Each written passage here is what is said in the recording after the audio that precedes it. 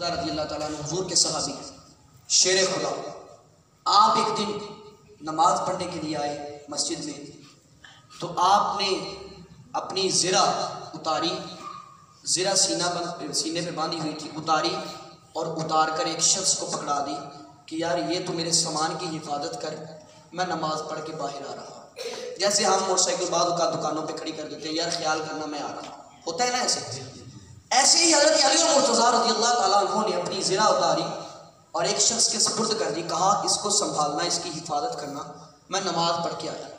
حضرت علی نماز پڑھنے چلے گئے۔ جب حضرت علی شیر خدا رضی اللہ تعالیٰ عنہ نماز پڑھ کے باہر تشریف لائے تو آپ نے دیکھا کہ وہ زرہ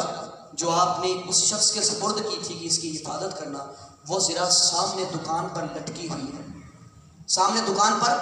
لٹکی ہوئی ہے، دکاندار نے باہر لگائی ہوئی ہے فار سیل، یعنی فروخت کے لیے کھڑی ہے۔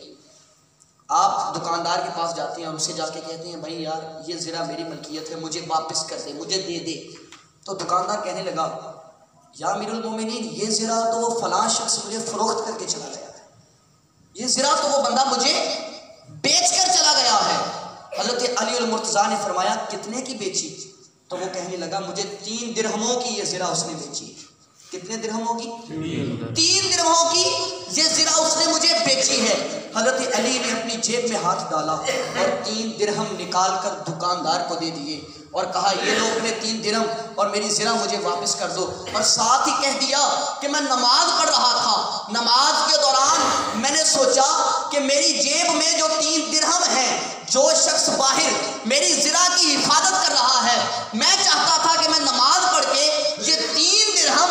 اس شخص کو انعام کے طور پر دے دوں کہ یار اس نے میری زرہ کی حفاظت کی ہے، لیکن اب یہ ڈیسائیڈ اس نے کیا ہے، اللہ نے 3 درہم ہی اس کی قسمت میں لکھے تھے، فیصلہ اس نے کیا ہے کہ اس نے حرام طریقے سے لینے ہیں یا حلال طریقے سے لینے ہیں۔ یہ بندے پہ ڈیپینڈ ہے، یہ بات اس بات کا دار و مدار میرے اور آپ کے اوپر ہے کہ جو رزق اللہ رب العزت نے میری اور آپ کی قسمت میں تقدیر کے کاغذ پر جو رزق اللہ رب العزت نے لکھ دیا ہے یا فرشتوں کے ذریعے لکھوا دیا ہے، وہ رزق میں گھر میں جا کر لیٹ بھی جاؤں گا تو میرے پیارے بزرگوں وہ رزق میرے دروازے پر پھر بھی آ کے دستک دے گا کہ میں تیری قسمت کا نوالا ہوں، میں تیری قسمت کا لقمہ ہوں، لہذا میں کسی کے دروازے پر نہیں جاؤں گا۔ ارے میرا اور آپ کا جب یقین اپنے رب کی ذات پر اس درجے پر پہنچ جائے گا تو خدا کی قسم گھروں میں آپ تکیے کے ساتھ ٹیک لگا کر بھی سو جاؤ گے تو جو نوالا آپ کی قسمت میں ہے وہ آپ کے دروازے پر پہنچ جائے گا۔